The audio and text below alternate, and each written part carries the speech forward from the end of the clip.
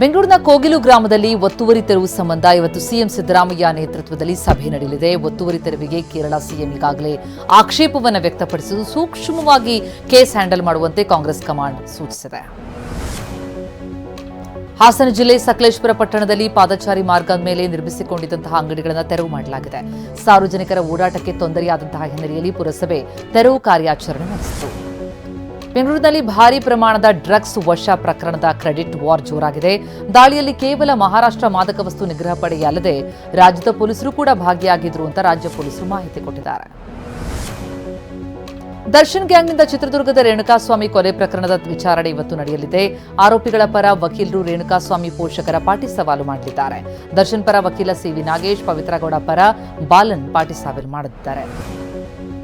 ಮೈಸೂರು ಜಿಲ್ಲೆ ಹುಣಸೂರಿನ ಚಿನ್ನಾಭರಣದ ಮಳಿಗೆಯಲ್ಲಿ ದರೋಡೆ ಪ್ರಕರಣ ನಡೆದಿದ್ದು ಅದರ ತನಿಖೆ ಚುರುಕಾಗಿದೆ. ನಿನ್ನೆ ತಡರಾತ್ರಿವರೆಗೂ ಪೊಲೀಸರು ಪರಿಶೀಲಿಸಿದ್ರು. ನಂತರ ಜ್ಯುವೆಲರಿ ಶಾಪ್ಗೆ ಬೀಗ ಹಾಕಿದ್ದಾರೆ. ಮಳಿಗೆಯ ಮಾಲೀಕರು, ಮ್ಯಾನೇಜರ್ ಮತ್ತು ಸಿಬ್ಬಂದಿಯ ವಿಚಾರಣೆಯನ್ನು ಇವತ್ತು ನಡೆಸಲಿದ್ದಾರೆ. ಬೆಂಗಳೂರಿನಲ್ಲಿ ಮಗಳನ್ನ ಮದುವೆ ಮಾಡಿಕೊಡಲಿಲ್ಲ ಅಂತ ಆಕೆಯ ತಾಯಿಗೆ ಬೆಂಕಿ ಹಚ್ಚಿದ ಆರೋಪಿಯನ್ನ ಬಂಧಿಸಲಾಗಿದೆ. ತಮಿಳುನಾಡಿನಲ್ಲಿ ತಲೆಮರೆಸಿಕೊಂಡಿದ್ದ ಆರೋಪಿ ಮುತ್ತು ಅಭಿಮನ್ಯು ಎಂಬಾತನನ್ನ ದಸ್ತಗಿರಿ ಮಾಡಿದ್ದಾರೆ.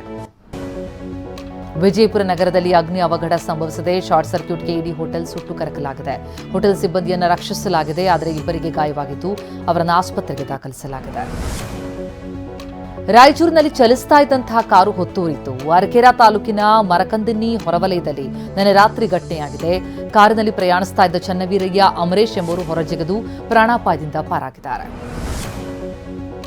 ಖಾಸಗಿ ಬಸ್ನಲ್ಲಿ ಹೊಗೆ ಕಾಣಿಸಿಕೊಂಡಿದ್ದು ಪ್ರಯಾಣಿಕರು ಕೆಲಕಾಲ ಆತಂಕಗೊಂಡಂತಹ ಘಟನೆ ಬಾಗಲಕೋಟೆಯ ಇಳಕಲ್ನಲ್ಲಿ ನಡೆಯಿತು. ಗೂಡೂರು ಬಳಿ ಬೆಂಗಳೂರಿನಿಂದ ರಾಜಸ್ಥಾನದ ಜೋಧ್ಪುರಕ್ಕೆ ತೆರಳುತ್ತಾ ಇದ್ದ ಬಸ್ನಲ್ಲಿ ಹೊಗೆ ಕಾಣಿಸಿಕೊಂಡು ಕೂಡಲೇ ಪ್ರಯಾಣಿಕರು ಲಗೇಜ್ ಸಮೇತ ಕೆಳಗಿಳಿದಿದ್ದಾರೆ. ಬೀದರ್ನ ಬಸವಕಲ್ಯಾಣ ಶಾಸಕ ಶರಣು ಸಲ್ಗಾರ್ ವಿರುದ್ಧ ಎಫ್ಐಆರ್ ದಾಖಲಾಗಿದೆ. ಚೆಕ್ ಬೌನ್ಸ್ ಕೇಸ್ ಸಂಬಂಧ ಉದ್ಯಮಿ ಸಂಜು ಕುಮಾರ್ ಸುಗರೆ ಎಂಬುವರು ಬಸವಕಲ್ಯಾಣ ನಗರ ಪೊಲೀಸ್ ಠಾಣೆಯಲ್ಲಿ ಕೇಸ್ ದಾಖಲಿಸಿದ್ದಾರೆ. ಎರ್ನಾಕುಲಂ ಎಕ್ಸ್ಪ್ರೆಸ್ ರೈಲಿನಲ್ಲಿ ಅಗ್ನಿ ಅವಘಡ ಸಂಭವಿಸಿದ್ದು ಓರ್ವ ಪ್ರಯಾಣಿಕ ಮೃತಪಟ್ಟಿದ್ದಾರೆ. ಆಂಧ್ರಪ್ರದೇಶದ ಅನಕಾಪಲ್ಲಿಯ ಎಲವಂಚಿಲಿಯಲ್ಲಿ ನಡೆದಂತಹ ಘಟನೆ ಇದು. ವಿಜಯವಾಡ ನಿವಾಸಿ ಚಂದ್ರಶೇಖರ್ ಮೃತ ದುರ್ದೈವಿ. ಮೈಕೊರೆಯೋ ಚಳಿಗೆ ರಾಷ್ಟ್ರ ರಾಜಧಾನಿಯ ಮಂದಿ ತತ್ತರಿಸಿ ಹೋಗಿದ್ದಾರೆ. ರಸ್ತೆ ಕಾಣದಷ್ಟು ಮಂಜು ಮುಸುಕಿದೆ. ವಾಹನ ಸವಾರರು ಸಂಕಷ್ಟದಲ್ಲಿ ಸಂಚರಿಸುವಂತಹ ಪರಿಸ್ಥಿತಿ ನಿರ್ಮಾಣವಾಗಿದೆ. ವಾಯು ಗುಣಮಟ್ಟ ಸೂಚ್ಯಂಕ 399ಕ್ಕೆ ಏರಿಕೆಯಾಗಿದ್ದು ಜನ ಕಂಗಾಲಾಗಿದ್ದಾರೆ. ಬೆಂಗಳೂರು ಗ್ರಾಮಾಂತರ ಜಿಲ್ಲೆ ದೇವನಹಳ್ಳಿಯಲ್ಲೂ ದಟ್ಟವಾದಂತಹ ಮಂಜಿನ ವಾತಾವರಣ ನಿರ್ಮಾಣವಾಗಿದೆ. ಇದರಿಂದಾಗಿ ಕೆಂಪೇಗೌಡ ವಿಮಾನ ನಿಲ್ದಾಣದಲ್ಲಿ ವಿಮಾನಗಳ ಹಾರಾಟದಲ್ಲಿ ವಿಳಂಬ ಆಗಿದೆ. ಸುಪ್ರೀಂ ಕೋರ್ಟ್ನಲ್ಲಿ ಇಂದು ಅರಾವಳಿ ಬೆಟ್ಟ ಶ್ರೇಣಿಗಳ ವಿವಾದ ಪ್ರಕರಣ ವಿಚಾರಣೆ ನಡೆಯಲಿದೆ.